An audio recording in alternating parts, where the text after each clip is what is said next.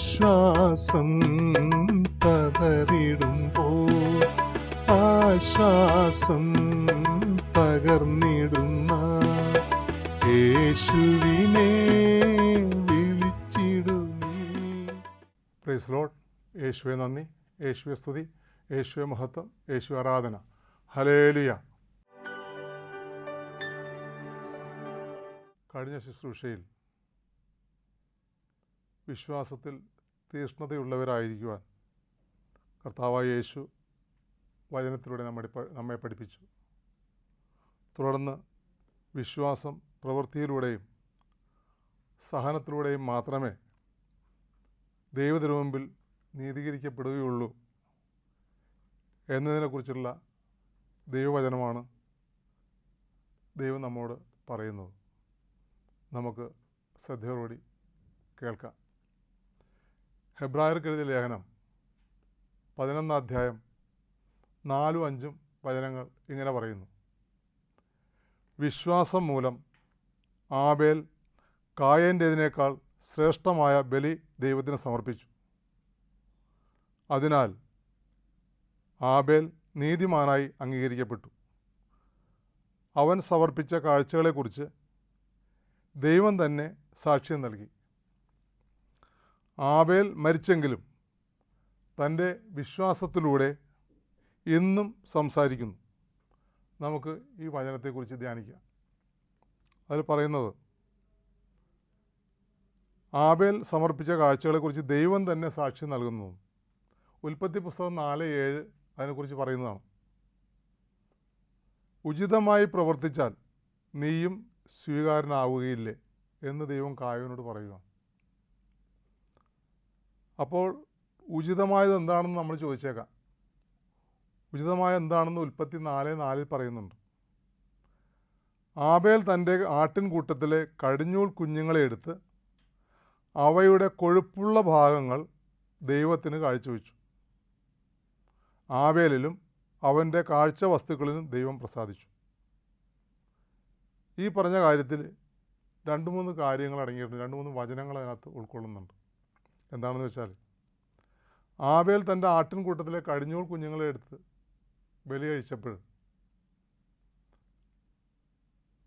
അവിടെ ഒരു കാര്യം നമ്മളെ ഓർമ്മിപ്പിച്ച് തരുന്നുണ്ട്. ആബേലിൻ്റെ പിതാവും മാതാവും പാപം ചെയ്തപ്പോൾ അവർക്ക് നഗ്നത അനുഭവപ്പെട്ടായിട്ട് ഉൽപ്പത്തി പുസ്തകത്തിൽ പറയുന്നുണ്ട്. ആ നഗ്നത മറയ്ക്കാൻ വേണ്ടിയിട്ട്, ദൈവത്തിന് മുമ്പിൽ ചെല്ലാൻ വേണ്ടിയിട്ട് അവർ കണ്ടെത്തിയത് എന്താണ്? അത്തിയില കൂട്ടിത്തുന്നി അതുകൊണ്ടൊരു ഉടുതുണി ഉണ്ടാക്കി തൻ്റെ നഗ്നത മറച്ചെന്നാണ് വചനം പറയുന്നത്. പക്ഷേ ദൈവത്തിൻ്റെ മുമ്പിൽ ചെല്ലാൻ ഇത് പോരെന്ന് ദൈവം മനസ്സിലാക്കിക്കൊണ്ട് ദൈവം എന്താ ചെയ്തത്? അത് വചനത്തിൽ പറയുന്നുണ്ട്. ഉൽപ്പത്തി പുസ്തകം 3:21 പറയുന്നത്, ദൈവം തോലുകൊണ്ട് ഒരു ഉടയാട ഉണ്ടാക്കി അവരെ ഉടുപ്പിക്കാനായിട്ട്. തോലുകൊണ്ട് ഉടയാട ഉണ്ടാക്കണമെന്നുണ്ടെങ്കിൽ ഒരു മൃഗത്തെ കൊല്ലാതെ ഒരിക്കലും തോല് കിട്ടില്ല. അപ്പോൾ അവരുടെ നഗ്നത മറയ്ക്കാൻ വേണ്ടി, പാപത്തിലൂടെ അവർക്കുണ്ടായതായ നഗ്നത മറയ്ക്കാൻ വേണ്ടി, ആ പാപത്തെ ഇല്ലായ്മപ്പെടുത്താൻ ദൈവം ഒരു മൃഗത്തിൻ്റെ രക്തം ചിന്തി അതിൽ നിന്നൊരു തോലെടുത്ത് അവരുടെ നഗ്നത മറച്ചു. അതുകൊണ്ടാണ് ഹെബ്രായ ലേഖനം 9:22 പറയുന്നത്, രക്തം ചിന്താതെ പാപമോചനമില്ലെന്ന്. പക്ഷേ മൃഗങ്ങളുടെ രക്തം കൊണ്ടോ ഒരിക്കലും മനുഷ്യൻ്റെ പാപം പോക്കപ്പെടില്ല. അതുകൊണ്ടാണ് കർത്താവായ യേശു തന്നെ, ദൈവം തന്നെ ഈ ഭൂമിയിൽ വന്ന് മനുഷ്യനായി, സത്യമനുഷ്യനായി ഈ ലോകത്തിൽ അവതാരമെടുത്ത്, ദൈവമായിരുന്നിട്ടും സത്യമനുഷ്യനായി അവതാരമെടുത്ത് മനുഷ്യർക്ക് എല്ലാവർക്കും വേണ്ടി, ഈ ലോകത്തിൽ ആരെല്ലാം ജനിച്ചിട്ടുണ്ടോ, ജനിക്കാൻ പോകുന്നുണ്ടോ, ജനിച്ചു കഴിഞ്ഞിട്ടുണ്ടോ, അവർക്ക് എല്ലാവർക്കും വേണ്ടി മനുഷ്യനായ ദൈവം, സത്യമനുഷ്യനായ യേശു തൻ്റെ രക്തം ചിന്തി. അവസാന തുള്ളി രക്തം വരെ ആ മനുഷ്യർക്ക് വേണ്ടി ചിന്തി ദൈവം. അപ്പോഴാണ് തന്നോട് ഐക്യപ്പെട്ടിരിക്കുന്ന, അതായത് ദൈവമായ യേശുവിനോട് ഐക്യപ്പെട്ടിരുന്ന എല്ലാവരും ശിക്ഷാവിധിയിൽ നിന്ന് മോചനം പ്രാപിച്ചത്. അതുകൊണ്ടാണ് റോമാലേഖനം 8:1 പറയുന്നത്, ആകയാൽ യേശു ക്രിസ്തുവിനോട് ഐക്യപ്പെട്ടിരിക്കുന്നവർക്ക് ശിക്ഷാവിധിയില്ല. കർത്താവായ യേശുവിൻ്റെ രക്തത്തോട് പങ്കുകാരായിട്ടുള്ള എല്ലാവർക്കും പാപമോചനമുണ്ട്. അല്ലാത്തവർക്ക് പാപമോചനം ഇല്ലാതെന്ന് തന്നെയാണ് വചനം നമ്മെ പഠിപ്പിക്കുന്നത്. അപ്പോൾ ഇതിനെക്കുറിച്ച് മനസ്സിലാക്കാനുള്ള വിവേകം, പരിശുദ്ധാത്മാവിൻ്റെ ദാനമാകുന്ന വിവേകം ആർക്കുണ്ടായിരുന്നു? ആബേലിനുണ്ടായിരുന്നു. കാരണം ദൈവം തന്നെ സാക്ഷ്യപ്പെടുത്തുന്നുണ്ട് ആബേൽ നീതിമാനാണെന്ന്. മത്തായി സുവിശേഷം 23:35 മുതൽ വായിക്കുമ്പോൾ അതിനകത്ത് പറയുന്നുണ്ട്, നിരപരാധനായ ആബേലിൻ്റെ രക്തം മുതൽ ദേവാലയത്തിനും ബലിപീഠത്തിനും മധ്യേ വെച്ച് നിങ്ങൾ വധിച്ച ബറാക്കിയയുടെ പുത്രനായ സക്രിയയുടെ രക്തം വരെ ഭൂമിയിൽ ചൊരിയപ്പെട്ട എല്ലാ നീതിമാന്മാരുടെയും രക്തം നിങ്ങളുടെ മേൽ പതിക്കുമെന്ന്. ഇത് ഫരിസേയരോടും ജനപ്രമാണികളോടും യഹൂദന്മാരോടും കർത്താവ് പറഞ്ഞതാണ്. അപ്പോൾ ആബേലിനെ കുറിച്ച് കർത്താവ് ഇവിടെ സാക്ഷ്യപ്പെടുന്നത് എന്താണ്? നിരപരാധനായ ആബേൽ, നീതിമാനായ ആബേൽ എന്നെല്ലാമാണ്. അപ്പോൾ കർത്താവായ യേശു ദൈവമായി ഇവിടെ പ്രത്യക്ഷനായപ്പോൾ ആ ദൈവം തന്നെ സാക്ഷ്യപ്പെടുത്തണം ആബേൽ നീതിമാനാണെന്ന്. അപ്പോൾ ആ നീതിയിൽ നിന്നുകൊണ്ടാണ് ആബേലിന് പരിശുദ്ധാത്മാവ് വിവേകമെന്ന ദാനം കൊടുക്കുന്നത്. ആ ദാനം സ്വീകരിച്ചുകൊണ്ട് ആബേലിന് മനസ്സിലായി, പിതാവായ ദൈവം എന്ത് ചെയ്തോ തൻ്റെ പിതാവിനും മാതാവിനും വേണ്ടി അത് തന്നെയാണ് താനും അനുവർത്തിക്കേണ്ടതെന്ന്. കാരണം എന്താണ്? താൻ പാപിയായ ഒരമ്മയുടെ ഉദരത്തിൽ നിന്ന് പുറത്തു വന്ന വ്യക്തിയാണ്. സങ്കീർത്തന പുസ്തകം 51:5 പറയുന്നു, അമ്മയുടെ ഉദരത്തിൽ ആയിരുന്നപ്പോഴേ ഞാൻ പാപിയാണെന്ന്. അപ്പോൾ എല്ലാ വ്യക്തികളും അമ്മയുടെ ഉദരത്തിൽ വെച്ച് പാപിയാകും. എങ്ങനെയാണ് പാപിയാകുന്നത്? ഈ ലോകം മുഴുവനും പിശാചിൻ്റെ കരവലയത്തിലാണെന്ന് 1 യോഹന്നാൻ 5:19 പറയുന്നു.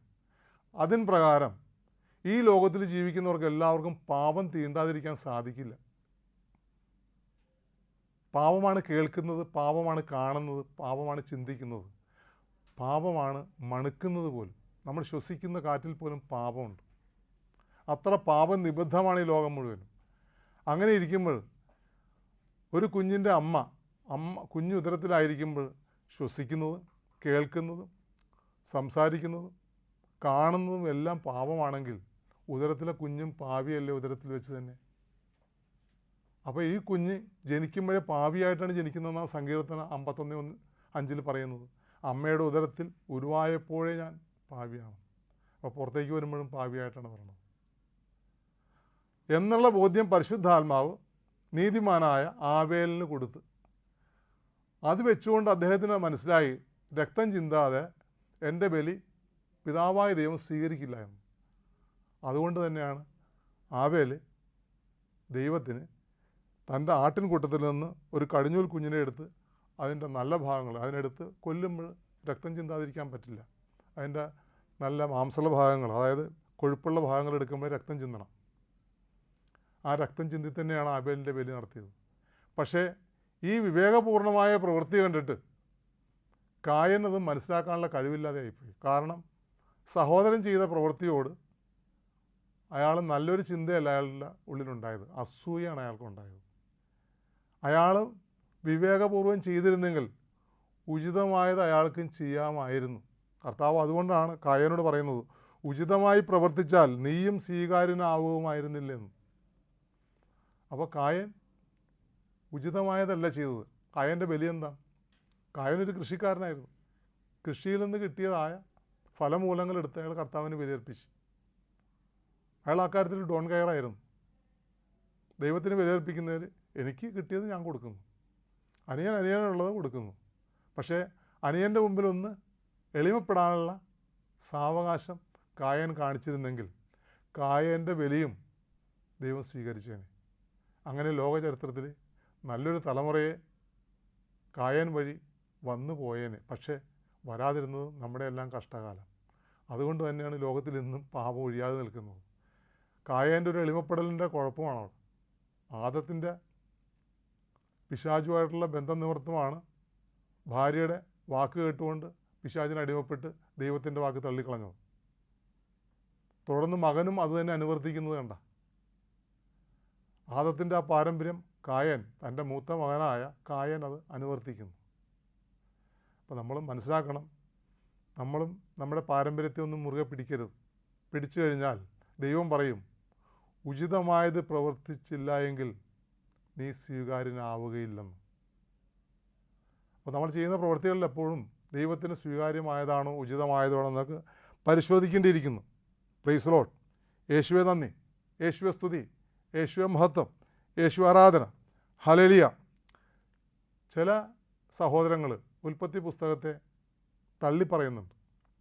അതൊരു മിത്താണ്, അതിൽ വലിയ കാര്യങ്ങളൊന്നുമില്ല, അതൊരു കഥയാണ്, ഒരു കെട്ടുകഥയാണ് എന്നൊക്കെ പറഞ്ഞ് തള്ളിക്കളയുന്നത് നമുക്ക് പലപ്പോഴും ഞാൻ കേട്ടിട്ടുണ്ട്. അതുകൊണ്ട് അവർക്കൊരു ഓർമ്മയ്ക്ക് വേണ്ടി ഞാൻ പറയുകയാണ്. കർത്താവായ യേശു നമ്മൾ നേരത്തെ വായിച്ചു കേട്ടത് മത്തായി സുവിശേഷം 23 ആബേലിനെക്കുറിച്ച് പറയുമ്പോൾ ഉൽപ്പത്തി പുസ്തകം ഒരിക്കലും മിത്താകാൻ സാധ്യതയില്ലല്ലോ. ഉൽപ്പത്തി പുസ്തകം മിത്താണെന്നുണ്ടെങ്കിൽ യേശു പറഞ്ഞതാണോ? ഉൽപ്പത്തി പുസ്തകത്തിലുള്ള ഒരു ക്യാരക്ടറാണ്, ഏറ്റവും പ്രധാനപ്പെട്ട ഒരു ക്യാരക്ടറാണ് ആബേൽ. ആബേലിനെ കുറിച്ച് പറയുന്നുണ്ട്. തുടർന്ന് നോഹയെക്കുറിച്ച് പറയുന്നുണ്ട് കർത്താവായ യേശു. അബ്രഹാത്തെക്കുറിച്ച് പറയുന്നുണ്ട്. അപ്പോൾ ഇങ്ങനെ പ്രധാനപ്പെട്ട പൂർവ്വപിതാക്കന്മാരെക്കുറിച്ചെല്ലാം കർത്താവായ യേശു പറയുമ്പോൾ, കൂടാതെ ഹെനോക്കിനെക്കുറിച്ച് എബ്രായർക്ക് എഴുതിയ ലേഖനത്തിലും പറയുന്നുണ്ട്. പ്രധാനപ്പെട്ട പൂർവ്വപിതാക്കന്മാരെക്കുറിച്ച് കർത്താവായ യേശുവും കർത്താവിൻ്റെ ശിഷ്യന്മാരും പറഞ്ഞിട്ട് പോലും നമ്മൾ അതിനെ അംഗീകരിക്കാതെ ഉൽപ്പത്തി പുസ്തകം മിത്താണെന്നൊക്കെ പറയുന്നത് എൻ്റെ സഹോദരങ്ങളെ ആലോചിക്കാത്തത് കൊണ്ടാണെന്ന് എനിക്ക് തോന്നുന്നത്, അല്ലെങ്കിൽ വചനം പഠിക്കാത്തത് കൊണ്ടാണെന്ന് എനിക്ക് തോന്നുന്നത്. അപ്പോൾ നമ്മൾ എപ്പോഴും ആലോചന വേണം, വിവേകം വേണം. നമ്മൾ ചിന്തിക്കുമ്പോഴും മറ്റുള്ളവരോടൊക്കെ പറയുമ്പോഴും ഉൽപ്പത്തി പുസ്തകം ഒരിക്കലും മിത്തല്ല, അല്ലെങ്കിൽ കർത്താവായ യേശു അതിനെക്കുറിച്ച് സാക്ഷ്യം പറയില്ല. തുടർന്നുള്ള വചനങ്ങൾ വായിക്കുമ്പോൾ നമുക്കറിയാൻ സാധിക്കും. യേശുവെ നന്ദി, യേശുവെ സ്തുതി, യേശുവെ മഹത്വം, യേശു ആരാധന. Hallelujah, hallelujah. അപ്പോൾ ആബേൽ ദൈവത്തിനുള്ള വിശ്വാസം, ദൈവത്തോടുള്ള വിശ്വാസം നിമിത്തം നീതീകരിക്കപ്പെട്ടു എന്നിപ്പോൾ നമുക്ക് ഈ വചനത്തിലൂടെ നമുക്ക് മനസ്സിലായി. അടുത്ത ഹെബ്രായർക്ക് എഴുതിയ ലേഖനം 11:5. വിശ്വാസം മൂലം ഹെനോക്ക് മരണം കാണാതെ സംവഹിക്കപ്പെട്ടു. ദൈവം ഹെനോക്കിനെ സംവഹിച്ചതുകൊണ്ട് പിന്നീട് അദ്ദേഹത്തെ കാണപ്പെട്ടുമില്ല.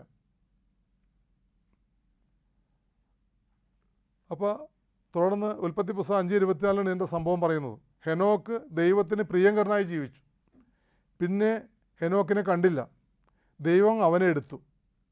അപ്പോൾ എത്രമാത്രം വിശ്വാസം ദൈവത്തിൽ ഉണ്ടായിരുന്നതുകൊണ്ടാണ് അദ്ദേഹം നീതീകരിക്കപ്പെട്ട് ദൈവത്തിന് മുമ്പിൽ സ്വീകാരനായി തീർന്ന് ദൈവം അദ്ദേഹത്തെ എടുത്തുകൊണ്ട് പോയത്. അദ്ദേഹത്തെ സംഭവിച്ചു കൊണ്ടുപോയെന്നാണ് വചനം പറയുന്നത്.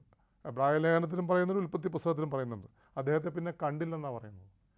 അപ്പോൾ അത്രയേറെ വിശ്വാസത്തിൽ ജീവിച്ച് ദൈവത്തിന് മുമ്പിൽ നീതീകരിക്കപ്പെട്ടൊരു വ്യക്തിയായി തീർന്ന് അപ്പോൾ ഈ ലോകത്തിലും അദ്ദേഹത്തെ നിർത്തിയാൽ ശരിയാകില്ലെന്ന് കർത്താവ് മനസ്സിലാക്കിക്കൊണ്ട് അദ്ദേഹത്തെ എടുത്ത്.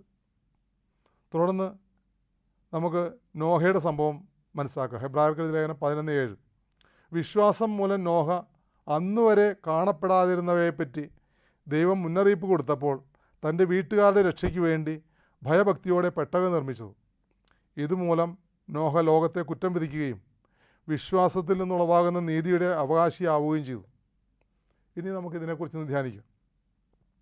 വിശ്വാസം മൂലം നോഹ അന്നുവരെ കാണപ്പെടാതിരുന്നവയെപ്പറ്റി. എന്താണ് കാണപ്പെടാതിരുന്ന സംഭവം? ഉൽപ്പത്തി പുസ്തകം 2:5 അതിനെക്കുറിച്ച് പറയുന്നുണ്ട്. 5-6 വചനങ്ങളാണ്. ഉൽപ്പത്തി 2 അധ്യായം 5-6 വചനങ്ങൾ. ദൈവമായ കർത്താവ് ആകാശവും ഭൂമിയും സൃഷ്ടിച്ച നാളിൽ ഭൂമിയിൽ പുല്ലോ ചെടിയോ മുളച്ചിരുന്നില്ല. കാരണം ദൈവം ഭൂമിയിൽ മഴ പെയ്ച്ചിരുന്നില്ല. കൃഷി ചെയ്യാൻ മനുഷ്യനും ഉണ്ടായിരുന്നില്ല. എന്നാൽ ഭൂമിയിൽ നിന്ന് ഒരു മൂടൽ മഞ്ഞ് ഉയർന്ന് ഭൂതലമെല്ലാം നനച്ചിരുന്നു. അപ്പോൾ ഇങ്ങനെ ഒരു സംഭവം നടന്നുകൊണ്ടിരിക്കുകയാണ് കർത്താവിൽ നിന്ന് നോഹയ്ക്ക് അരുളപ്പാടുണ്ടാകുന്നത്. ഞാൻ മഴ കൊണ്ട് ലോകം മുഴുവനും നശിപ്പിക്കാൻ പോവുകയാണ്. വെള്ളത്തിന് കീഴാക്കി ലോകത്തെ നശിപ്പിക്കാൻ പോവുകയാണ്. വെള്ളപ്പൊക്കം വരുത്തി നശിപ്പിക്കാൻ പോവുകയാണ്. തുടർച്ചയായ മഴ പെയ്താൽ മാത്രമേ ഈ പറഞ്ഞ സംഭവം ഉണ്ടാവുള്ളൂ, വെള്ളപ്പൊക്കം ഉണ്ടാവുള്ളൂ. നമുക്കെല്ലാവർക്കും അറിയാം, നമ്മളുടെ ഇവിടെയൊക്കെ വെള്ളപ്പൊക്കം നമുക്ക് സാധാരണ കാണണം മഴ പെയ്യുമ്പോൾ. അത് ചെറിയ നിസ്സാരമായ മഴയാണ്. ഇത് തുടർച്ചയായി തോരാതെ 40 ദിവസം മഴ പെയ്യുമ്പോഴോ അപ്പോൾ ഭൂതലം മുഴുവനും മൂടിപ്പോവും. അത് നമ്മുടെ ചെറിയ രാജ്യത്ത് മാത്രമല്ല, കേരളമാകുന്ന ചെറിയ രാജ്യത്ത് മാത്രമല്ല, ലോകം മുഴുവനുമാണ് ഈ മഴ പെയ്തത്. അപ്പോൾ എല്ലായിടത്തും മഴ പെയ്തു. ആകാശത്തിലെ ഉറവകളെല്ലാം കർത്താവ് തുറന്നെന്നാണ് വചനത്തിൽ പറയുന്നത്. ഉൽപ്പത്തി പുസ്തകം 6-ാം അധ്യായം തുറന്നങ്ങോട്ട് വായിച്ചു കഴിയുമ്പോൾ നമുക്ക് മനസ്സിലാക്കാൻ സാധിക്കും. 7-ാം അധ്യായത്തിൽ പറയുന്നുണ്ട് അഗാധത്തിൽ ഉറവകൾ പൊട്ടിപ്പുറപ്പെട്ടെന്നാണ് പറയുന്നത്. അപ്പോൾ അതെല്ലാം പൊട്ടി തുറന്നതുകൊണ്ടാണ് ലോകം മുഴുവനും വെള്ളത്തിൻ്റെ അടിയിലായിപ്പോയത്. അപ്പോൾ കർത്താവ് വന്ന് പറയുകയാണ് മഴ പെയ്യുമെന്ന് പറഞ്ഞപ്പോൾ അവിടെ ഉണ്ടായിരുന്നവരാരും വിശ്വസിച്ചില്ല നോഹ ഇത് പറഞ്ഞിട്ട്. പക്ഷേ നോഹ പൂർണ്ണമായി ദൈവത്തെ വിശ്വസിച്ച് ദൈവം പറയുന്നത് ശരിയാണെന്ന് മനസ്സിലാക്കിക്കൊണ്ട്. പക്ഷെ അതുകൊണ്ട് അദ്ദേഹത്തിന് എന്താ ഉണ്ടായിരുന്നത്? ദൈവത്തിൻ്റെ മുമ്പിൽ നീതീകരിക്കപ്പെടാൻ സാധിച്ചു. കാണപ്പെടാത്തൊരു സംഭവത്തെക്കുറിച്ച് ദൈവം അരുളപ്പാട് കൊടുത്തപ്പോൾ അത് പൂർണ്ണമായി വിശ്വസിച്ചുകൊണ്ട് അത് നടക്കുമെന്ന് മറ്റുള്ളവരെ പഠിപ്പിച്ചു പുള്ളി. പക്ഷേ മറ്റുള്ളവരാരും അത് ശ്രദ്ധിച്ചില്ല. അതുകൊണ്ട് എന്തുണ്ടായി?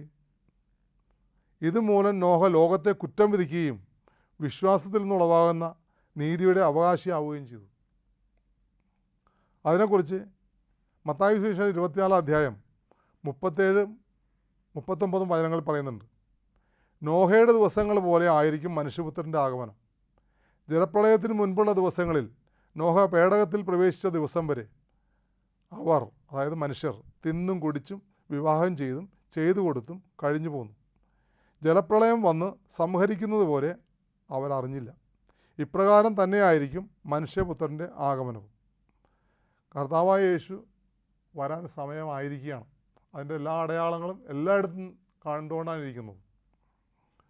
അപ്പോൾ അതനുസരിച്ച് യേശു നമുക്ക് 2025 വർഷം മുൻപ് മുന്നറിയിപ്പ് തന്നിട്ടുണ്ട്. ആ കാലയളവിൽ, അതായത് കർത്താവ് വരാൻ സമയമാകുന്ന കാലയളവിൽ നോഹയുടെ ദിവസങ്ങൾ പോലെ ആയിരിക്കും. നോഹയുടെ ദിവസങ്ങളിൽ എന്താ സംഭവിച്ചത്? അന്നുണ്ടായിരുന്ന മനുഷ്യർ തിന്നും കുടിച്ചും വിവാഹം ചെയ്തും ചെയ്തു കൊടുത്തും കഴിഞ്ഞിരുന്നു. ലോത്തിൻ്റെ കാലത്തും ഇങ്ങനെ തന്നെയാണെന്ന് തുറന്ന് പറയുന്നുണ്ട്. അവർ കൃഷി ചെയ്തും വിവാഹം ചെയ്തും തിന്നും കുടിച്ചും കൂടാതെ വീട് വെച്ചും പണിതുമൊക്കെ നടന്നിരുന്നു. ആവശ്യമില്ലെങ്കിലും ഉണ്ടെങ്കിലുമൊക്കെ വീട് വയ്ക്കുവാണെന്ന് മനുഷ്യർ, പണത്തിൻ്റെതായ കൊഴുപ്പ് കാണിക്കാൻ വേണ്ടിയിട്ട്. അപ്പോൾ കേരളത്തിൽ ഇന്ന് ഏതാണ്ട് കഴിഞ്ഞ ദിവസം ഞാൻ ടി വിയിൽ ഒരു ഫീച്ചർ കണ്ടപ്പോൾ അതിൽ കൂടി പറയുവാണ്, കേരളത്തിൽ ഏതാണ്ട് 22 ലക്ഷം വീടുകൾ വെറുതെ അടച്ചുപൂട്ടിയിട്ടിരിക്കുകയാണ്. കേട്ടിട്ട് എനിക്ക് പെട്ടെന്ന് അത്ഭുതം തോന്നിപ്പോയി. 22 ലക്ഷം വീടുകൾ അടച്ചു പൂട്ടിയിട്ടിരിക്കുകയാണ്. നല്ല വീടുകൾ, പണിത വീടുകൾ. ഇത് പണിതിട്ട് നാട് വിട്ട് പോയേക്കുവാണ് ഇതിൻ്റെ ഉടമസ്ഥൻ. എന്താ കാര്യം? അവരിവിടെയല്ല ജോലി ചെയ്യണത്, പുറത്ത് വിദേശങ്ങളിൽ ജോലി ചെയ്യുന്നതാണ്. അടച്ചു പൂട്ടിയിട്ടിരിക്കുക. ഞാൻ ഇത്ര വലിയൊരു വീട് പണിതെന്ന് പുറമേയുള്ള ജനങ്ങളെ കാണിക്കണം, അവരെ കൊതിപ്പിക്കണം, അതിന് വേണ്ടിയിട്ടാണ്. ഇങ്ങനെയുള്ള പല മനസ്ഥിതികളാണ് ഇന്നത്തെ മനുഷ്യർക്കുള്ളത്. അപ്പോൾ അത് തന്നെ കർത്താവ് പറഞ്ഞത് ലോത്തിൻ്റെ കാലത്തും അങ്ങനെ ആയിരുന്നെന്നാണ് പറയുന്നത്.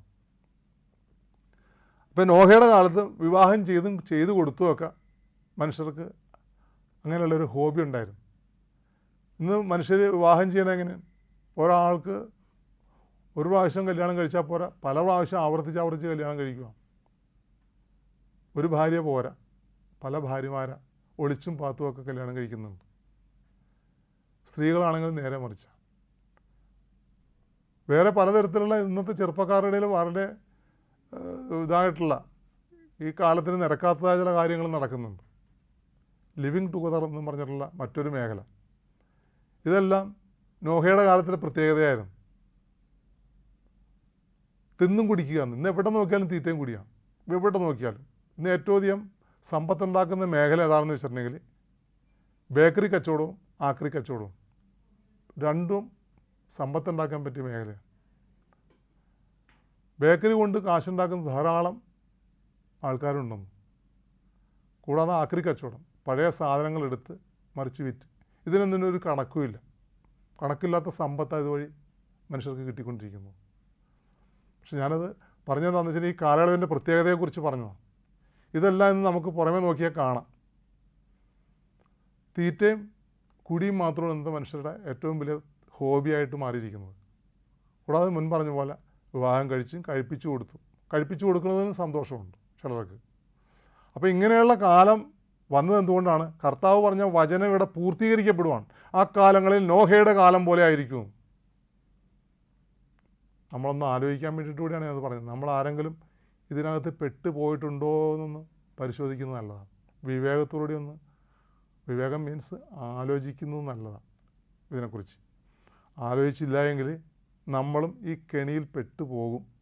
പ്രാർത്ഥിച്ചുകൊണ്ട് വചനമനുസരിച്ച് ജീവിക്കാൻ പരിശ്രമിക്കുക. യേശുവെ നന്ദി, യേശുവെ സ്തുതി, യേശുവെ മഹത്വം, യേശു ആരാധന. Hallelujah, hallelujah. തുടർന്ന് വിശ്വാസത്തിൽ നിന്നുളവാകുന്ന നീതിയുടെ അവകാശിയാവുകയും ചെയ്തു. ആരെ? നോഹ. ഉൽപ്പത്തി പുസ്തകം 7:1 എങ്ങനെയാണ് നീതിയുടെ അവകാശിയായെന്ന് അതിനകത്ത് പറയുന്നുണ്ട്.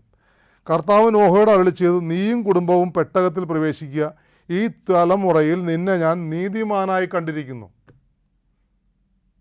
അപ്പം നോഹ ദൈവതിരുമുമ്പിൽ നീതീകരിക്കപ്പെട്ടവനായിട്ട് മാറി വിശ്വാസം കൊണ്ട്.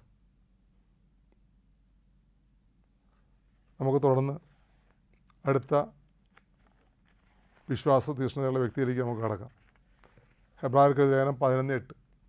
വിശ്വാസം മൂലം അബ്രാഹാം തനിക്ക് അവകാശമായി ലഭിക്കാനുള്ള സ്ഥലത്തേക്ക് പോകാൻ വിളിക്കപ്പെട്ടപ്പോൾ അനുസരിച്ചു.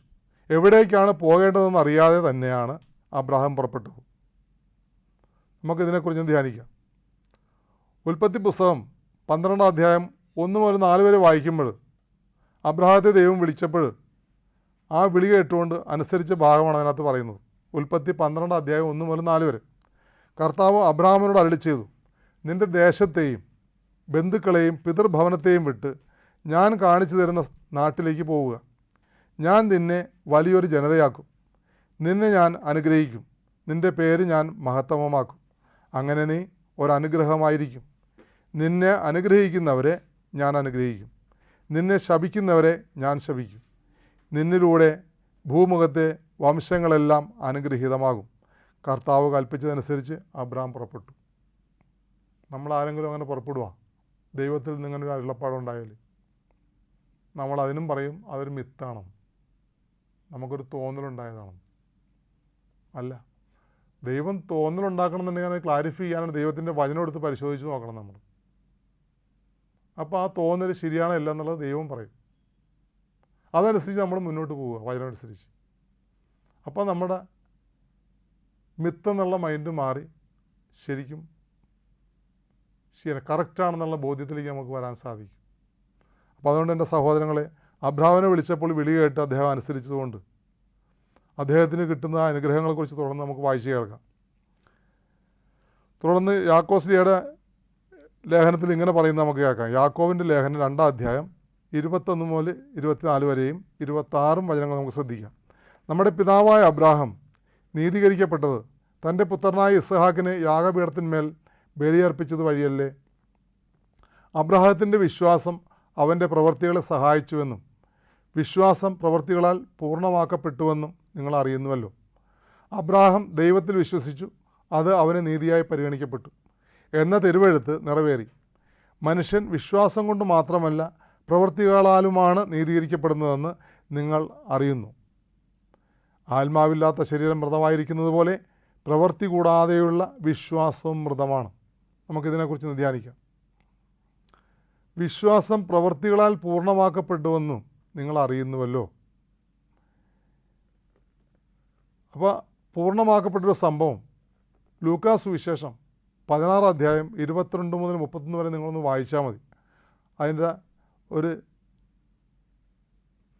ഒരു സംക്ഷിപ്ത കാര്യം ഞാൻ നിങ്ങളോട് പറയാം. ലൂക്കാസ് സുവിശേഷം 16 22 മുതൽ 31 വരെ വിശ്വാസം പ്രവൃത്തികളാൽ പൂർണ്ണമാക്കപ്പെട്ടത് എങ്ങനെയാണ്?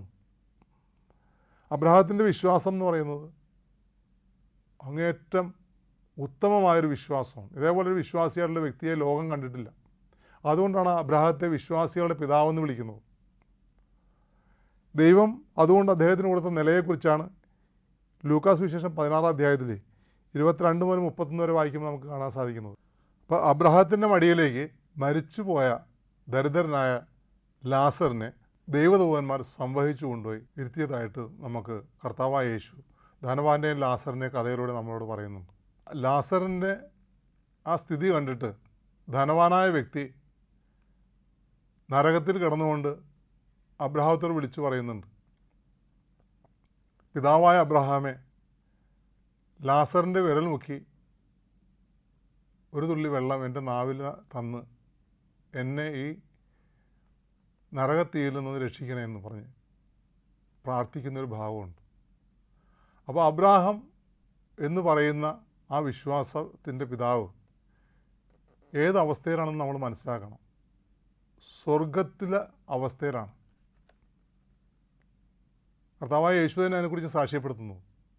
അബ്രാഹാം സ്വർഗസ്ഥിതനായിരുന്നുകൊണ്ട് മരിച്ച വ്യക്തികളെയല്ല തൻ്റെ മടിയിലേക്ക് സ്വീകരിക്കുന്നതായിട്ടാണ്, മരിച്ച എല്ലാവരെയല്ല, ലാസറിനെ പോലെ ഈ ലോകത്തിൽ കഷ്ടതകളും പീഡനങ്ങളും ദാരിദ്ര്യവും എല്ലാം അനുഭവിച്ച് ഈ ലോകവാസം കഴിയുന്ന വ്യക്തികളുടെ അവസ്ഥയിലുള്ളവർക്ക് ദൈവം കൊടുക്കുന്ന സ്വർഗീയ സമ്മാനമാണ് അബ്രാഹത്തിൻ്റെ മടിയിൽ വിശ്രമിക്കാനുള്ള അനുഗ്രഹം. അതിനെക്കുറിച്ചാണ് കർത്താവ് സാക്ഷ്യപ്പെടുത്തിയത്. അപ്പോൾ അബ്രഹാം എന്തുമാത്രം ഉയരത്തിലേക്ക് പോയെന്ന് നോക്കിയേ, ദൈവത്തെ അക്ഷരം പ്രതി അനുസരിച്ചുകൊണ്ട് സ്വർഗസ്ഥിതനായത് മാത്രമല്ല, സ്വർഗീയരായിത്തീരുന്ന വ്യക്തികൾക്ക് ആശ്വാസം പകരുന്ന ഒരു പിതാവ് കൂടിയായിട്ട് ദൈവം തന്നെ അദ്ദേഹത്തെ അവരോധിച്ചു. അതാണ് നമുക്കിതിൽ നിന്ന് മനസ്സിലാക്കാനുള്ളത്. അപ്പോൾ നമ്മുടെ പൂർവ്വപിതാക്കന്മാരെല്ലാം വിശ്വാസത്തിൻ്റെ തീക്ഷ്ണതയാൽ നമുക്ക് മാതൃകയാണ്. നമ്മളതനുസരിച്ച് നമ്മുടെ ജീവിതത്തെ ക്രമപ്പെടുത്തി വിശ്വാസ തീക്ഷ്ണതയുള്ളവരായി തീരാൻ വേണ്ടി പ്രാർത്ഥിക്കുക. കർത്താവായ ദൈവമേ, ഞങ്ങളുടെ ജീവിതത്തിൽ വിശ്വാസത്തിനെതിരായി വന്നുപോയിട്ടുള്ള എല്ലാവിധ പ്രവർത്തനങ്ങളും ഞങ്ങളിൽ നിന്ന് മാറ്റിക്കളയുവാൻ അവിടുത്തെ പരിശുദ്ധാത്മാവിനെ അയക്കണമേ. ഞങ്ങൾക്ക് പരിശുദ്ധാത്മാവിൻ്റെ ദാനങ്ങൾ നൽകി അനുഗ്രഹിക്കണമേ. ജ്ഞാനം, ബുദ്ധി, അറിവ്, വിവേകം, ദൈവഭയം, ദൈവഭക്തി, ആത്മധൈര്യം എന്നീ ദാനങ്ങൾ നൽകി ഞങ്ങളെ വിശ്വാസത്തിൽ സ്ഫുടം ചെയ്തെടുക്കുവാൻ അവിടെ തിരുമനസ്സാകണമേ. വിശ്വാസ ജീവിതത്തിൽ ഞങ്ങൾക്ക് വന്നുപോയിട്ടുള്ള എല്ലാ തെറ്റും അവിടെ നിന്ന് ക്ഷമിച്ച് പൂർവ്വപിതാക്കന്മാരെ പോലെ ഞങ്ങൾക്കും കർത്താവായ യേശുവിലുള്ള വിശ്വാസം കൂടുതൽ ഊട്ടിയുറപ്പിക്കാനുള്ള ശക്തി ഞങ്ങൾക്ക് പ്രദാനം ചെയ്യുവാൻ പിതാവെ അവിടെ നിന്ന് തിരുമനസ്സാകണമേ.